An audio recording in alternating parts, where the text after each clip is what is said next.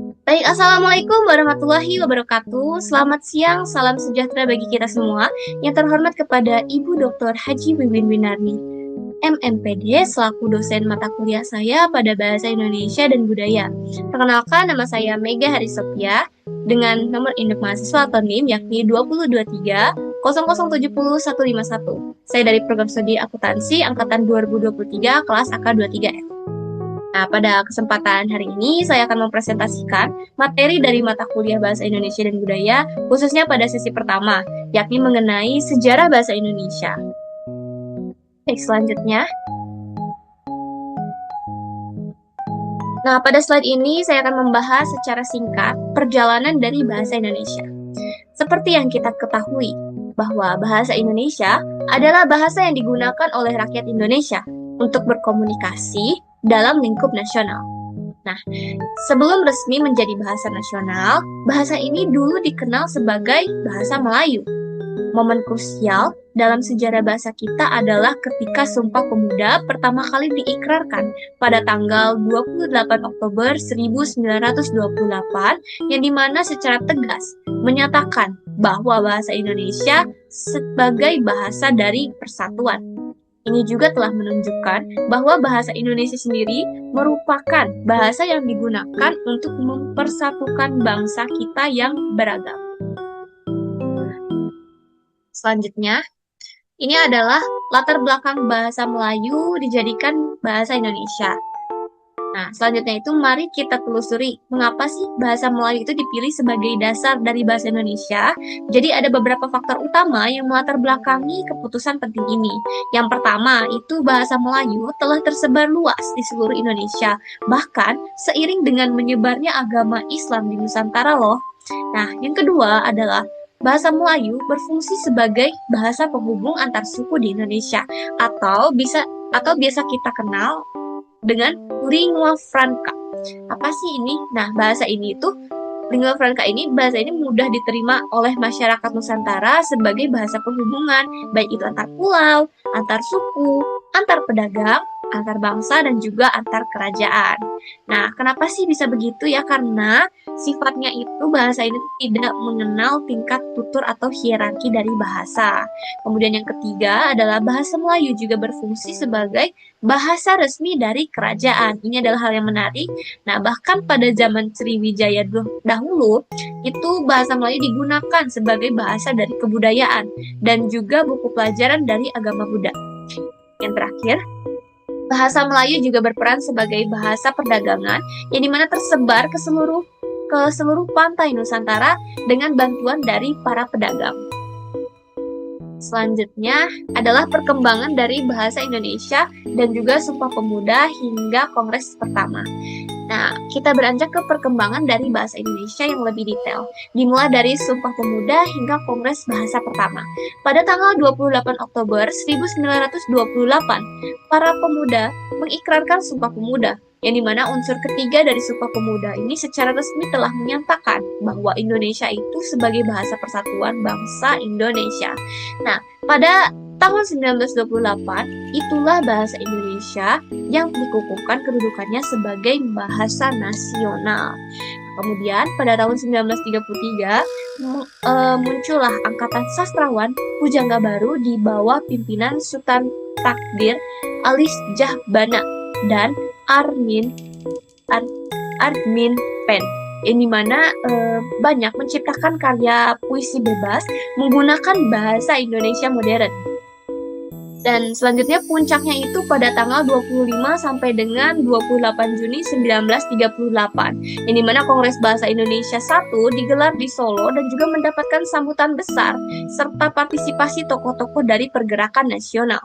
Nah, Kongres ini menghasilkan dua keputusan penting, yakni bahasa Indonesia ada dua poin. Yang pertama itu menjadi bahasa resmi, kemudian yang kedua menjadi bahasa pengantar dalam badan-badan perwakilan dan juga perundang-undangan. Baik, selanjutnya kita beralih pada perkembangan bahasa Indonesia setelah kemerdekaan dan juga pengertian dari bahasa itu sendiri. Nah, melanjutkan dari perbahasan yang tadi, yang dimana saya ini akan menjelaskan dari perkembangan bahasa Indonesia pasca kemerdekaan dan juga pengertian dasarnya. Nah, Nah, jadi setelah kemerdekaan, khususnya ketika Undang-Undang 1945 ditandatangani pada tanggal 18 Agustus 1945, kedudukan dan fungsi dari bahasa Indonesia secara konstitusional dikukuhkan sebagai bahasa negara, ini mana sebagaimana tercantum pada bab 15 pasal 36 yang berbunyi, bahasa negara ialah bahasa Indonesia. Nah, lalu apa sih sebenarnya hakikat dari bahasa itu sendiri? Nah, jadi bahasa dapat diartikan sebagai alat untuk menyampaikan pikiran, gagasan, konsep, ataupun perasaan. Dalam studi sosiolinguistik, bahasa diartikan sebagai sebuah sistem lambang bunyi yang juga bersifat arbitrer, produktif, dinamis, beragam, dan juga manusiawi. Nah, berdasarkan pengertian tersebut, dapat disimpulkan bahwa karakteristik ataupun hakikat dari bahasa adalah arbitrer, produktif, dinamis, beragam, maupun manusiawi. Selanjutnya adalah hakikat bahasa, sistem, dan juga lambang. Nah, pada slide ini itu kita ataupun saya akan mendalami hakikat dari bahasa sebagai sistem dan juga lambang. Nah, jadi bahasa itu sebagai sistem berarti ialah suatu susunan teratur berpola yang dimana membentuk suatu keseluruhan yang bermakna ataupun berfungsi. Yang dimana sebagai sebuah sistem, bahasa itu sifatnya itu sistematis. Artinya, dari sistematis itu adalah tersusun menurut suatu pola dan juga tidak secara acak begitu. Selain itu juga bahasa juga bisa bersifat sistematis, yang dimana berarti ini tuh bukan merupakan suatu sistem tunggal, tetapi terdiri dari subsistem atau biasa kita kenal sebagai tataran linguistik seperti misalnya fonologi, morfologi, sintaksis, semantik, dan juga leksikon. Selanjutnya adalah bahasa juga merupakan suatu lambang, yang dimana bahasa adalah sistem lambang dalam wujud bunyi bahasa, bukan berarti dalam wujud tanda berupa sinyal maupun gerak dari isyarat. Selanjutnya hakikat bahasa yakni bunyi dan arbitrer. Mari kita pahami, yang pertama itu bahasa adalah bunyi, yang dimana menurut Kamus Besar Bahasa Indonesia atau KBBI, bunyi adalah kesan pada pusat saraf akibat getaran gendang telinga, yang dimana dalam konteks bahasa, bunyi bahasa itu adalah rangkaian bunyi yang dihasilkan oleh alat ucap manusia. Nah, kemudian yang kedua, bahasa itu bersifat arbitrer, yang dimana artinya hubungan antara lambang, misalnya seperti kata kuda, dengan yang dilambangkan yaitu sejenis binatang berkaki 4 yang bisa dikendarai, itu tidak bersifat wajib atau tidak dapat dijelaskan secara logis, yang dimana meskipun arbitrer, bahasa itu bisa bersifat konvensional. Ini juga berarti setiap penutur ataupun bahasa yang mematuhi hubungan antara lambang itu dengan yang dilambangkannya, ya, jadi sehingga komunikasi ini bisa berjalan dengan lancar seperti itu. Selanjutnya kita akan membahas terkait dengan hakikat bahasa, yakni makna konvensional, unik, universal, dan juga produktif. Nah, jadi pada saat ini kita akan membahas bagaimana sih hakikat penting lainnya dan juga dari bahasa itu sendiri gitu. Sebagai lambang, bahasa ini memiliki makna. Ia melambangkan suatu pengertian, ide, ataupun pikiran dalam wujud bunyi. Oleh karena itu, segala ucapan yang tidak mempunyai makna dapat disebut itu bukan bahasa. Dan kemudian, meskipun hubungan antar lambang bunyi dan juga maknanya itu bersifat arbitrer, penggunaannya itu bisa juga bersifat konvensional, yang dimana berarti kalau semua anggota masyarakat bahasa itu mematuhi kesepakatan bahwa lambang tertentu itu digunakan untuk mewakili konsep tertentu.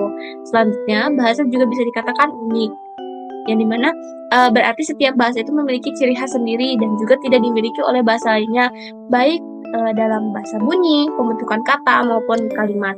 Yang dimana di sisi lain, bahasa juga bisa bersifat universal. Artinya, ada ciri-ciri yang sama yang dimiliki oleh setiap bahasa di dunia. Contohnya adalah adanya bunyi vokal dan juga konsonan. Dan juga terakhir, bahasa juga bersifat produktif, yang dimana berarti bahwa sejumlah unsur yang unsurnya itu terbatas. Misalnya kayak bahasa Indonesia itu terdapat 23.000 kosakata dari bahasa Indonesia, yang dimana dapat dibuat satuan ujaran maupun kalimat yang hampir tidak terbatas. Selanjutnya, kedudukan dan juga fungsi dari bahasa Indonesia. Nah, sekarang kita akan membahas kedudukan dan juga fungsi dari bahasa Indonesia. Kedudukan bisa diartikan sebagai status relatif bahasa sebagai sistem lambang nilai budaya berdasarkan nilai sosialnya. Nah, bahasa Indonesia ini memiliki kedudukan sebagai bahasa nasional dan juga sebagai bahasa dari negara. Kedudukan sebagai bahasa nasional ini dimiliki sejak diikrarkannya Sumpah Pemuda pada tanggal 28 Oktober 1928, di mana sementara itu juga kedudukan sebagai bahasa negara itu dimiliki sejak diresmikannya Undang-Undang Dasar 1945 pada 18 Agustus 1945, di mana sebagaimana juga tercantum dalam bab 15 pasal 36 yang menegaskan bahwa bahasa negara ialah bahasa Indonesia. Nah, selanjutnya kita akan membahas terkait dengan kontak budaya terhadap bahasa Indonesia.